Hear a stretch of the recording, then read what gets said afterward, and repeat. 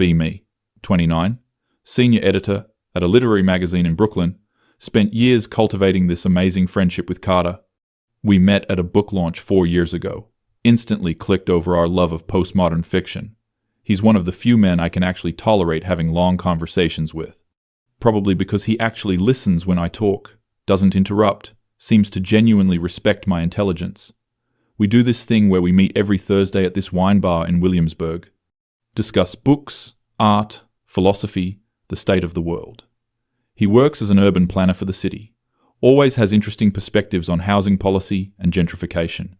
I've always appreciated that he never tries to mansplain things to me like every other man I know. Tonight feels different though. He seems distracted, keeps looking at his phone. Finally, he puts it down and goes, "So, I've been seeing someone. Feel this weird pang in my chest, but push it down. Obviously, I'm happy for him. I'm a feminist. I don't need male validation or feel threatened by other women.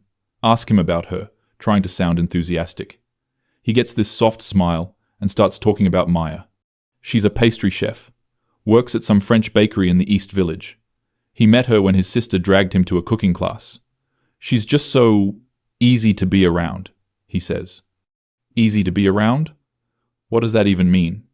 Suppress my annoyance and ask him to elaborate. I don't know. She just doesn't make everything into a debate. We can just exist together. The way he says it feels pointed somehow.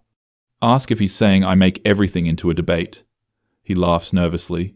No, that's not what I meant. You know I love our discussions. But there's something in his tone. We order another bottle of wine. The conversation feels stilted now. I bring up this essay I'm editing about the male gaze in contemporary literature. Usually Carter would engage, offer counterpoints, ask thoughtful questions. Tonight he just nods along, checking his phone again. Is she texting you? I ask, trying not to sound bitter. Yeah, sorry. She's asking about dinner plans this weekend. He's smiling at his screen like an idiot. Feel this surge of something I don't want to name. Not jealousy, definitely not jealousy. Maybe just concern for my friend. After all, he barely knows this woman. Just be careful, I say. You don't really know her that well yet. He looks up at me with this weird expression. What do you mean? I mean, she works at a bakery. What do you two even talk about? The second it's out of my mouth. I know it sounds bad. But also, it's a valid question. Carter is educated, well-read, politically engaged. What intellectual stimulation could he possibly get from someone who makes croissants for a living? He's quiet for a long moment. We talk about lots of things. She's actually really interesting. I'm sure she is. I just mean, what? That she's not smart enough for me because she didn't go to Columbia?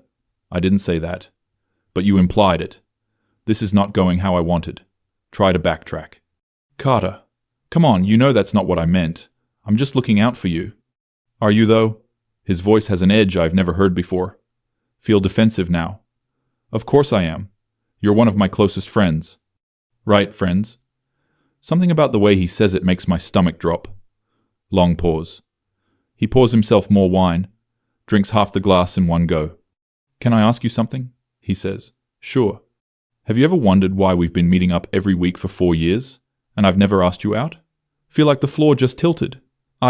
What? You're attractive. We have similar interests. We clearly enjoy each other's company.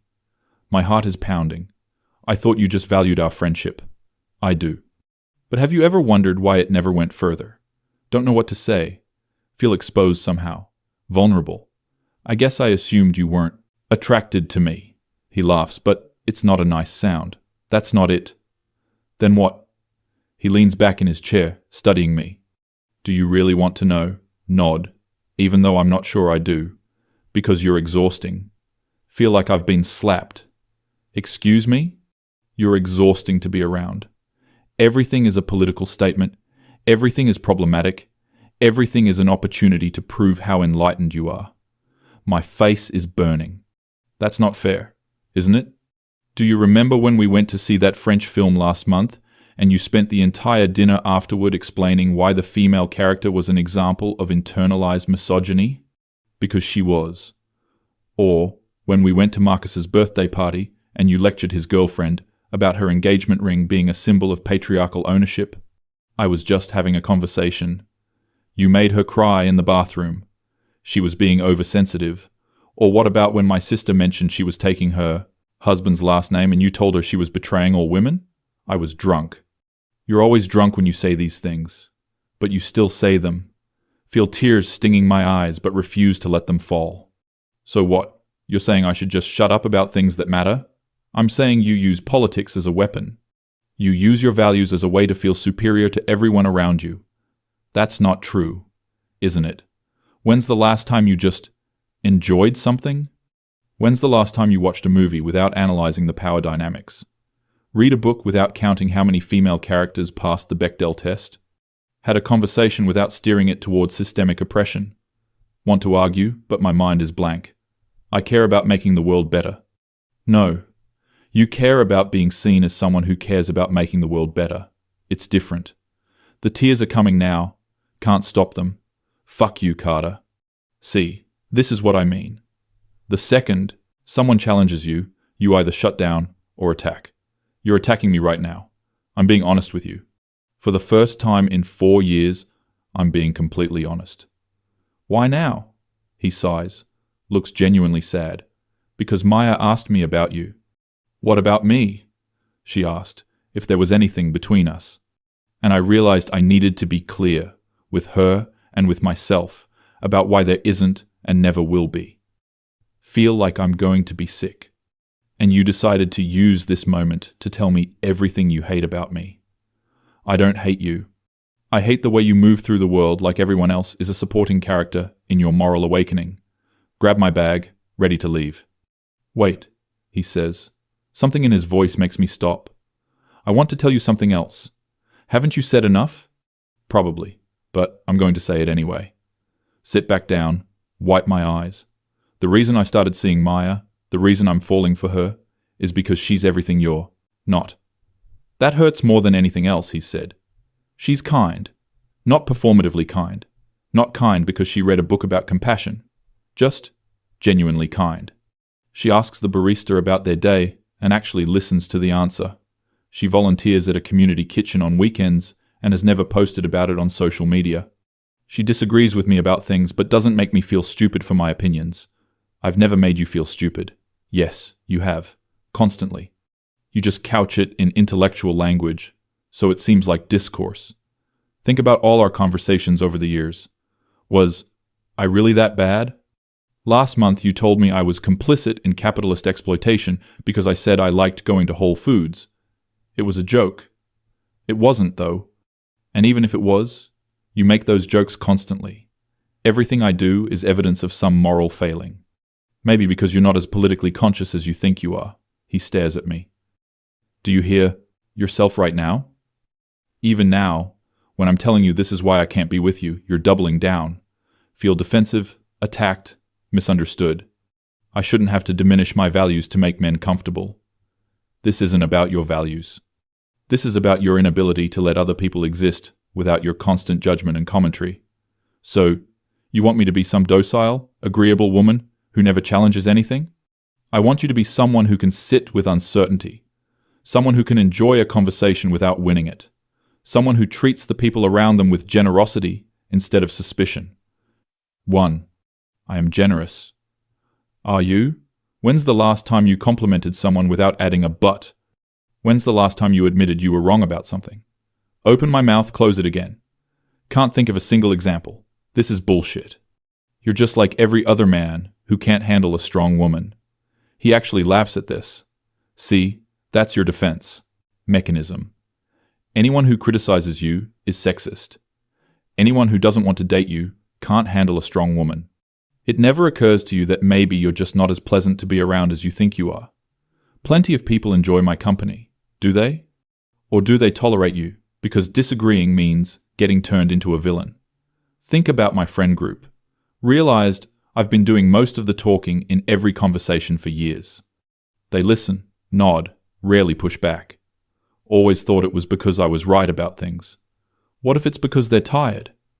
I have friends, I say weakly. Do you? Or do you have an audience? That hits different. Remember Rachel's birthday last year? She didn't invite me. When I confronted her, she said something vague about keeping it small, but her Instagram showed at least 20 people there.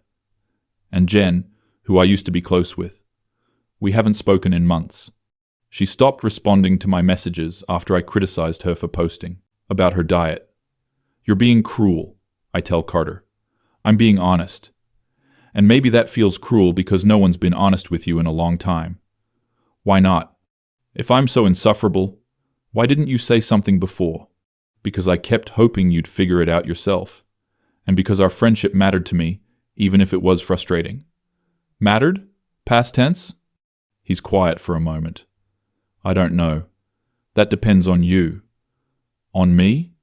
On whether you can hear what I'm saying without making me the enemy. Want to defend myself. Explain why he's wrong. But something is shifting inside me. Think about the last few years. The arguments with my mother about her political views. Haven't spoken to her in 6 months. My brother asked me not to come to Christmas because I make everything tense. My boss at the magazine pulled me aside last month, said I needed to collaborate better with colleagues. I dismissed it as office politics, probably sexism. What if it wasn't? I don't know how to be different, I finally say. My voice sounds small. Carter's expression softens slightly. I'm not asking you to change your values. I'm asking you to examine why you wield them like weapons. I just want to make people think. But do you want to make them think, or do you want to make them feel small? That question sits heavy between us. I don't know anymore.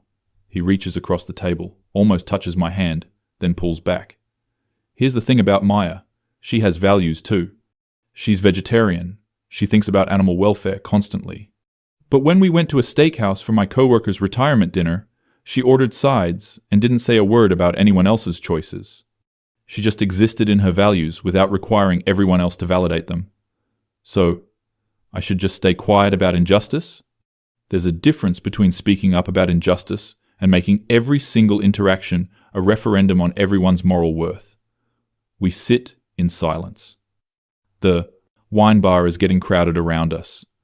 Watch a couple at the next table laughing, feeding each other small bites of cheese. They look easy together, uncomplicated. When did I become so complicated? Do you even like me? I ask. Carter considers this. I like the person you could be. I like the moments when you let your guard down and just, like when we went to that bookstore in the rain and you spent an hour reading children's books and laughing. Or when you told me about your dad teaching you to identify birds. You weren't performing then. You were just you. Maybe that's not the real me anymore. Maybe. Or maybe you've buried her under so many layers of ideology that you forgot she exists. Feel tears streaming down my face now. Don't even care who sees. I don't know how to be her again. Start by listening more than you talk. Start by assuming people are doing their best. Start by treating mistakes as human instead of evidence of moral bankruptcy. That sounds impossible. It's not. It just requires you to be humble. And humility isn't your strong suit. Laugh, despite myself. It's bitter, but it's genuine. I've spent so long trying to be right about everything. I know. I thought that's what mattered. Being right. Being aware. Being better than all the people who don't think about these things. And how's that working out for you? Look around the wine bar. I'm here alone with a man who just told me he'll never love me. My phone has no messages. My calendar has no plans except work meetings. My apartment is empty except for books and opinions. Not great, I admit. It's not too late, Carter says. You're smart. You're capable. You clearly care about things. You just need to channel it differently. How? Stop trying to win every conversation. Stop keeping score of who's more enlightened. Start asking questions instead of making pronouncements. Start with, what do you think? Instead of, actually, you're wrong because, process this. Are you going to keep seeing Maya? Yes. Are you in love with her? He smiles. And it's not for me. I think I might be. That hurts, but also feels right somehow. She's lucky. So am I. Another silence. Can we still be friends? I ask. I don't know. Can we? I'll try. To be different. To be better. Don't do it for me. Do it for yourself. Do it so you can actually enjoy your life instead of constantly auditing it. We split the check. He doesn't offer to pay. Knows I'd make it a thing. Even now I want to make it a thing. Resist the urge. Outside the bar we stand awkwardly. Thank you, I say. For what? For being honest. Even though it sucked. You're welcome. I hope things work out with Maya. Mean it, mostly. Take care of yourself, he says. Walks away. Don't watch him go. Pull out my phone, open Instagram, scroll through my feed. Every third post is me sharing some article about problematic this or systemic that. My captions are all essays. My comments are all corrections. Look at my follow count, 4,892. Look at my actual friends. Can count them on one hand. Maybe not even that. Walk home through Brooklyn. Pass a woman struggling with a stroller on the subway stairs. My first instinct is to judge her for having kids in an overpopulated world. Stop myself. Go help her with the stroller. She thanks me. Smiles. I smile back. Doesn't fix anything, but it feels different. Get home. Pour a glass of wine. Sit with what Carter said. Everything he avoids in women. Exhausting. Performative. Judgmental. Unable to just exist. Open my laptop. Start typing. Not a social media post. Not an essay about my journey or my awakening. Just notes. For myself. Ways I've hurt people while claiming moral superiority. Times I've prioritized being right over being kind. Moments I've made other people's choices about me. The list gets long. Feels sick reading it. But also something else. Relief, maybe? Acknowledgement. My phone buzzes. Text from my mom. Thinking about you, sweetie. Hope you're well. She sends these every few weeks. I usually ignore them or send back something curt. Tonight I type, I'm sorry for how I've treated you. Stare at it for 5 minutes before hitting send. She responds immediately. Oh, honey, I love you so much. Can we talk sometime? Actually talk? I would love that. Feel something loosen in my chest. Look around my apartment. It's nice, objectively. But it feels like a museum to my own intelligence. Carefully curated books, art prints of female artists, everything signaling my values. When did I become more interested in signaling than actually living? I finish my wine. Think about Carter and Maya at dinner somewhere. Her telling him about her day without making it a TED talk. Him relaxing into conversation instead of bracing for correction. Could have been me, maybe still could be someone, somewhere. But first, I have to figure out who I actually am under all this. Performance. Close my laptop. Sit in the quiet. It's uncomfortable. No podcast, no music, no mental commentary about the state of the world. Just me, and the growing realization that I've been so busy trying to be the smartest person in every room that I've made every room want to empty when I enter. Carter was right. I am exhausting. The question is whether I can be something else. Don't have the answer tonight, but for the first time in years, I'm asking the question. And maybe that's something. Maybe that's a start.